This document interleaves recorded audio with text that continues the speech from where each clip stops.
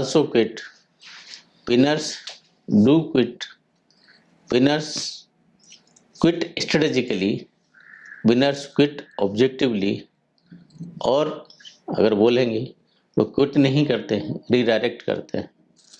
दोस्तों, सिंस अवर चाइल्डहुड हमारे आसपास हमारे दोस्तों को, हमारे माता पिता को, हमारे रिलेशंस में अगर कोई एक चीज़ सबसे ज़्यादा हमको सिखाई जाती है, सबसे ज़्यादा यकीन करना सिखाया जाता है, राइटफुली सो, कि winners never quit and quitters never win. दोस्तों, एक कॉन्ट्रा व्यू लेने की ज़रूरत है, एक फ्रेश व्यू लेने की ज़रूरत है, एक ऑब्जेक्टिव एनालिसिस करने की ज़रूरत है कि ये जो स्टेटमेंट है कि winners never quit, is it plain statement और it needs a objective analysis what it try to say. It is very good thing to persist, it is very good thing to passionate about something, it is very good things never give up. But दोस्तों, finiteness of resources हमारी life में, सब चीज़ सीमित है हमारी life में। अगर हम ये ऑप्शन एक्सरसाइज करते हैं अपना कि I want to do this, it means I have quitted other area, I have excluded that from my description, I am not going to do that, I am never going to do anything else other than what I am doing. If I have opted for say science stream, I'm not going to do art. If I'm going to do art, I'm not going to do commerce. These are many things in life. When you try to opt for certain thing, you are quitting, you are choosing out not to do other things. तो दोस्तों, इतनी चीज़ें बुरी नहीं होती हैं, shameful नहीं होती हैं। जैसा कि हमको बताया जाता है कि क्विट करना बड़ी शर्म की बात है, क्विट करना सरेंडर करने जैसी बात है, क्विट करना उम्मीदें छोड़ने वाली बात है। नहीं दोस्तों, हमारे आसपास हम देखते हैं लोग एंडलेसली, माइंडलेसली, फुलिशली अपने जीवन का प्राइम टाइम 20-20 साल वसी इंडेवर्स पर लगाया है और बाद में जीरो, शून्य, सिफर हाथ में आता है। एंड उनसे ही पूछा जाए कि भाई आप जो कर रहे हैं, आप उसमें से कोई ग्रोथ मिल रही है आपको? से आपने 5 अटेम्प्ट दिए, आप हर बार प्रीलिम्स नहीं कर पा रहे हो सिविल सर्विस का, तो ऐसी क्या गारंटी है कि आप 40 अटेम्प्ट देने से हो जाएगा? Recently I was reading 40 attempt दे रहे हैं लोग, 40 साल तक पहुंच जाते हैं। पेंडेमिक के टाइम में एक केस आया था कि कोई तेलंगाना में एक साहब ने बहुत मतलब सालों बाद 50 साल की उम्र में मैट्रिक पास किया। दोस्तों, for the work matric pass किस लिए किया? उस टाइम एग्जाम नहीं हुए तो उनको प्रमोट कर दिया गया। ऐसी चीज़ों से हम क्या अचीव कर रहे हैं? कुछ मीनिंगफुल कर रहे हैं कि बस जस्ट रिकॉर्ड क्रिएट कर रहे हैं? आप सबको याद होगा, एक कोई बाबा धरती पकड़ थे, Joginder Singh Dharti Pakad, every president election he is to contest, जमानत जब्त होती थी। क्या ऐसा परसिस्ट, किस चीज़ में परसिस्ट कर रहे हैं भाई? तो परसिस्टिंग ऑन राइट थिंग्स और wrong things, persisting for good और बैड, परसिस्टिंग जस्ट मीनिंगलेसली, फुलिशली, तो वो ऐसा परसिस्ट करने का क्या फ़ायदा होता है दोस्तों? इन माय सराउंडिंग्स, आसपास हमने देखा है लोग बहुत सीरियसली तैयारी करने के बाद एग्जाम्स में बहुत उनका एब्जेक्टिवली बहुत छोटा सा स्कोर होता है। जब हम उनके पेरेंट्स से बात करते हैं कि आप इमोशनली इन चीज़ों से अटैच हैं, you feel that your child can do, but your child has limitations. It is better ask him to concentrate on other things. I have seen people around, I have seen my own friends that कि एक particular exam दे रहे थे, नहीं पास हुए, दूसरा दिया, they went on to become the top in their field. तो दोस्तों, ये मान के, इस चीज़ को रियलाइज करके, इस चीज़ को एक्सेप्ट करके कि हमारे रिसोर्सेज हैं वो फाइनाइट हैं, एक अपॉर्चुनिटी कॉस्ट है सभी चीज़ की। अगर हम अपना टाइम एंड एनर्जी ऐसी चीज़ों के ऊपर डाल रहे हैं तो हम दूसरी चीज़ें जो कर सकते थे वो नहीं कर पा रहे हैं, और जो जहाँ पर टाइम एंड एनर्जी डाल रहे हैं we are not growing through there, we are just going through there, तो उन सब चीज़ों का दोस्तों कोई फ़ायदा नहीं रहता।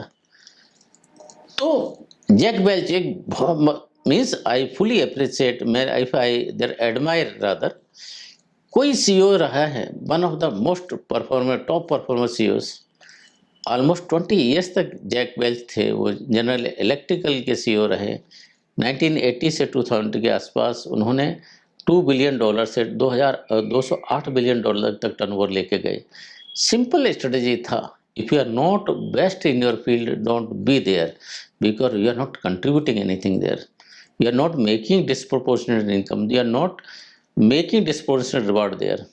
तो उन्होंने क्या किया कि जो ऐसी इंडस्ट्रीज, ऐसी कंपनीज जहाँ पर कुछ मीनिंगफुल नहीं था उनका प्रेजेंस, वहाँ से एग्जिट किए और अपने टाइम, रिसोर्सेज, पैसा उन चीज़ों पर लगाया, कंपनीज को उस फील्ड में लेके गए जहाँ वो इधर नंबर 1 थे, नंबर 2 थे।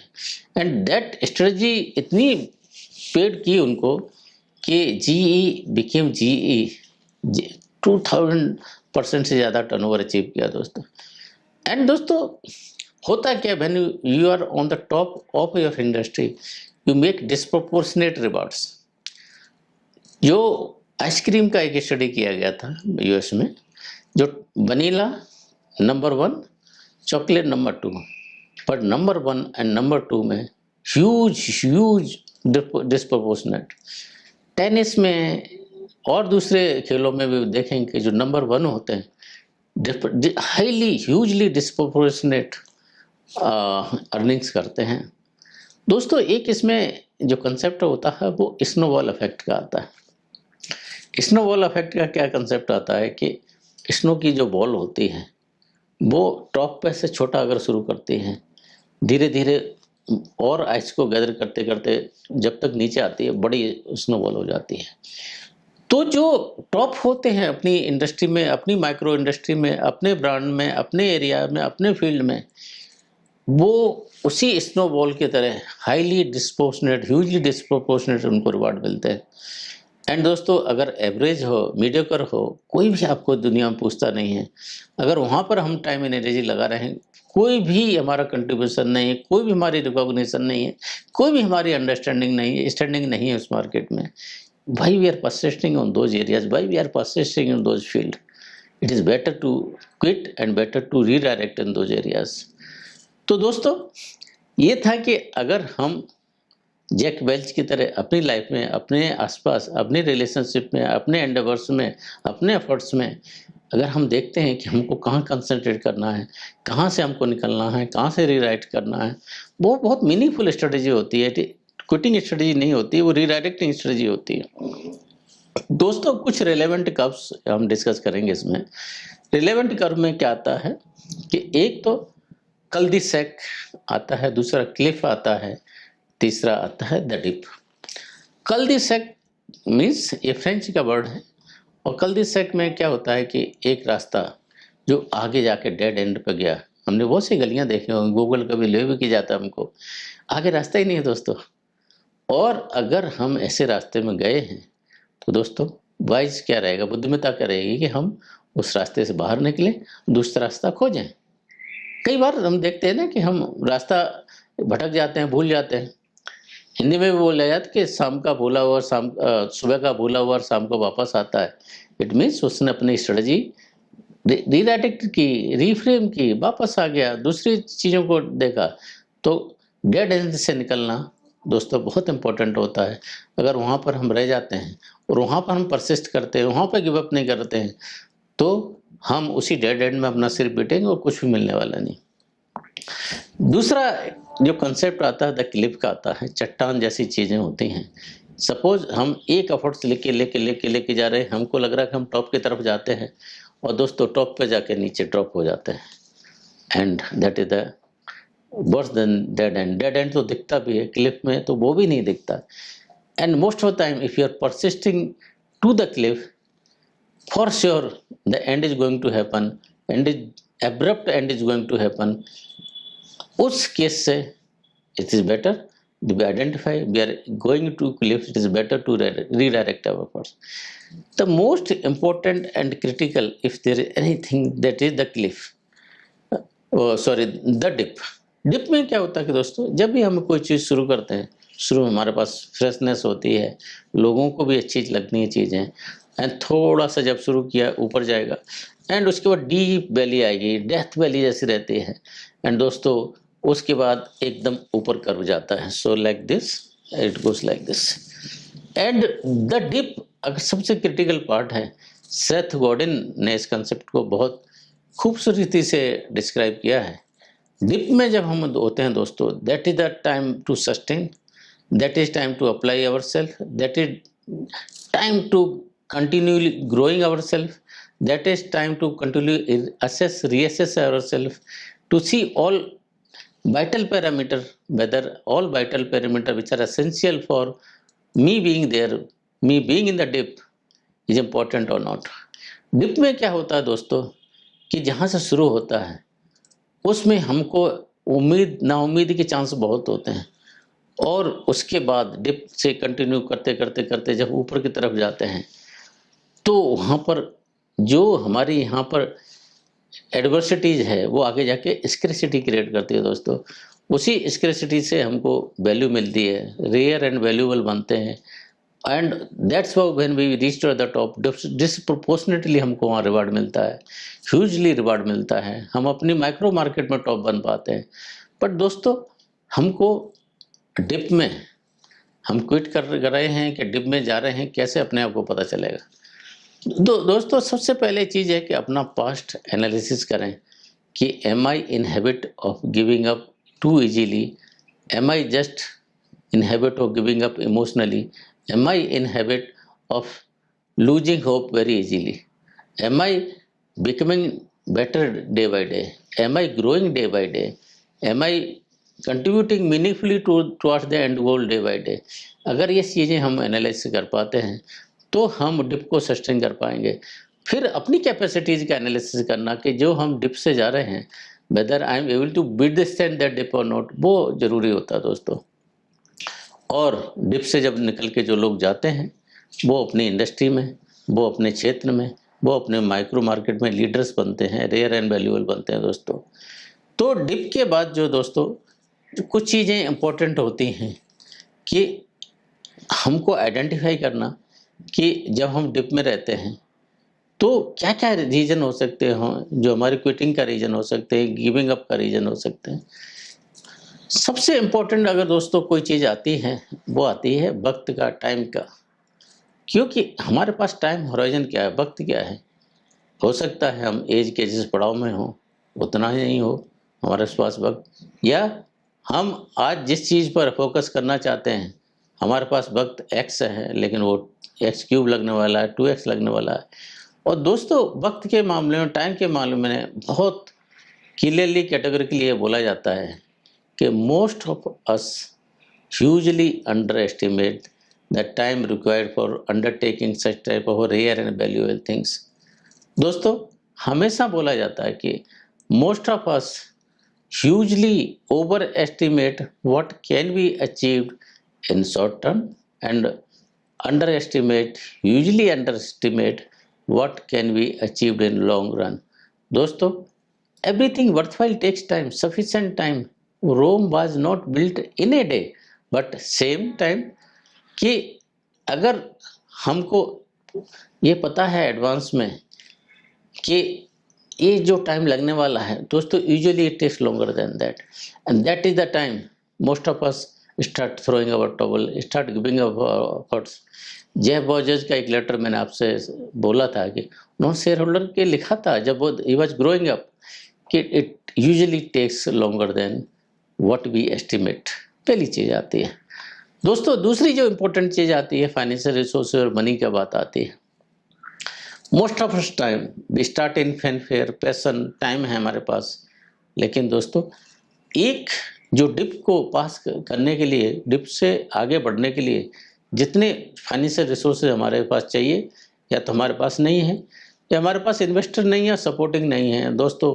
Very meaningful ideas, very useful ideas हम शायद हो सकता है उसको सक्सेसफुल नहीं बना पाए। आपने देखा था रिसेंट एग्जाम्पल एक आया था, बायजूस बहुत ग्रोथ किया लेकिन डिप में आया, डिप से बाहर नहीं निकला, जीरो बन के रह गया। एंड दोस्तों अच्छे अच्छे महारथी जब पैसा नहीं होता, अच्छे अच्छे आइडियाज़ भेंट चढ़ जाते हैं अगर हमारे पास पैसा नहीं होता। तो टाइम के अलावा सेकंड चीज़ इंपॉर्टेंट आती है, वो होती है मनी, फाइनेंशियल रिसोर्सेज। तीसरी जो चीज़ आती है दोस्तों, वो आती है हमारे इमोशनल क्विटिंग कर रहे हैं, रिएक्टिव क्विटिंग कर रहे हैं, कि स्ट्रेटेजिक क्विटिंग कर रहे हैं हम लोग। हम हमेशा बोलते हैं कि जब हमारा इमोशंस हाई होते हैं तो हमारी इंटेलिजेंस लो होती है। Never ever take decisions of quitting और any other meaningful decisions when emotions are high. जब हम इमोशनली कोई डिसीजंस लेना चाहते हैं तो हमेशा एडवाइस किया जाता है पहले तो डेफर करें उस डिसीजन को, उसके बाद ऑब्जेक्टिवली अपने आप को एनालिसिस करें, अपनी कैपेबिलिटीज़ को एनालिसिस करें, अपने टाइम होराइजन को, अपने फाइनेंस रिसोर्सेज को, अपने दूसरे मार्केट को, माइक्रो मार्केट को, सबको एनालिसिस करें, एसेस करें। एंड दोस्तों अगर हमारे वाइटल पैरामीटर हैं, इंडिकेटर्स हैं, वो अच्छे हैं, it is time to stay, it is time to stay in the dip, it is time to stay move from dip to the top, it is time to be rare and valuable. तो और दूसरी चीज़ क्या होती है कि दोस्तों जब हम इस प्रोसेस में जाते रहते हैं, टाइम है, एनर्जी है, दूसरी चीज़ें हैं, डर के शिकार हो जाते हैं हम लोग। अब क्या होगा, अब कैसे होगा। एंड दोस्तों इस चीज़ को आइडेंटिफाई करना कि ये जो है डर है, एक ऑब्जेक्टिव नहीं है, एक ऐसा इमोशनल पार्ट है। दोस्तों इस बारे में सबसे एडवाइजेबल क्या होता है कि जो क्विटर्स के चांसेस होते हैं, गिव अप के चांसेस होते हैं, उन चीज़ों को हम पहले से आइडेंटिफाई कर पाते हैं। अगर से for example I am running for marathon, बहुत है, प्यास लगेगी, वीकनेस होगी, चोट लगेगी, ये सब चीज़ें अगर हम एक्सेप्ट कर पाते हैं, पहले से एनालाइज कर पाते हैं, प्री मॉर्टम कर पाते हैं, तब जो इंडिकेटर्स आएंगे, तब वो अपॉर्चुनिटीज आएंगे, तब वो इंसिडेंट्स आएंगे, हम बोलेंगे तो यार हमने सोचा था पहले, अब नहीं क्विट करना है, ये तो फेस करना है और फेस कर से आगे निकलना है। एंड दोस्तों ऐसे ही छोटे छोटे और पैरामीटर्स होते हैं कि हम एक चीज़ के अलावा दूसरी चीज़ के अलावा चीज़ों को क्विट करने की सोचते हैं। बट इम्पोर्टेंट क्या है कि दोस्तों सब चीज़ों को एनालाइज करना ज़रूरी है। सबसे इम्पोर्टेंट है कि इमोशनली ना क्विट करें, स्ट्रेटेजिकली क्विट करें, ऑब्जेक्टिवली क्विट करें, और जो हमारी परिभाषा है क्विटिंग की उसको रीएनालाइज करें, रीडायरेक्ट करें। दोस्तों छोड़ना, रीडायरेक्ट करना, उम्मीद छोड़ना, ये सब अलग अलग चीज़ें हैं। Redirecting of our focus, energy, time, resource is not bad, खराब नहीं है, शर्मिंदगी वाला नहीं है। शर्मिंदगी वाला क्या होता है दोस्तों, जब हम उम्मीद छोड़ देते हैं, आशाएं छोड़ देते हैं और सरेंडर कर देते हैं अपने आप को। तो अपने आप में ये चीज़ें हमको मेंटल रिफ्रेम करने की ज़रूरत है कि विनर्स में आल्सो क्विट, विनर्स में आल्सो रीडायरेक्ट, विनर्स में रीअसेस, विनर्स में फाइंड न्यू पाथ। एंड दोस्तों अगर ये सब चीज़ें नहीं होती थी, ना तो हमको ओपरा विनफ्रे मिलते थे, ना तो हमको स्टीव जॉब मिलते थे, ना हमको जेके रोलिंग मिलते थे, ना हमको बिल गेट मिलते थे। स्टीव जॉब ड्रॉप आउट नहीं होते तो एप्पल नहीं मिलता था, बिल गेट ड्रॉप आउट नहीं होते तो माइक्रोसॉफ्ट नहीं मिलता था। तो दोस्तों एक वंस अगेन अपने आप को, हम अपने आसपास की चीज़ों को एनालाइज करें, रीअसेस करें, एंड उम्मीद का दामन न छोड़ें। सबसे इम्पोर्टेंट चीज़ है हमारी लाइफ में, होती है उम्मीद। आशाएं होती हैं तो हमको आगे ले जाती हैं, आशाएं होती हैं तो जीत की तरफ लेके जाती हैं, आशाएं होती हैं तो हमको बेहतर कल की तरफ लेके जाती हैं। तो quitting is not that simple, redirecting not that simple. अगर कुछ है तो उम्मीद छोड़ना है, आशा छोड़ना है, अगर कुछ है तो सरेंडर करना है। तो दोस्तों अपनी उम्मीद बरकरार रखें, अपनी आशाएं बरकरार रखें, डिप के जो प्रोसेस है उससे बाहर निकलें, रेयर बने, वैल्यूएबल बने, अपने मार्केट माइक्रो मार्केट के लीडर बने। और दोस्तों उम्मीद है तो कल है, और इस बेहतर उम्मीद में अगर even if we need to quit, redirect, and I like to end, winners also quit, winners do quit provided they are able to redeploy their time, energy, resources on something meaningful. दोस्तों with this I'll take your leave, but if you are passing through the dip, analyze your dip, come out of the dip, become rare, become believable, become meaningful, be leader of your market. Stay blessed, Jai Hind, and please I appreciate your hustles. We all are hustlers in our life, and hustlers will never lose hope in their life, will always conquer their fears, and will come out with flying colors with whatever we undertake. Please like, share, and subscribe. It makes lot of efforts be passing through the day. Thank you. Stay blessed and Jai Hind.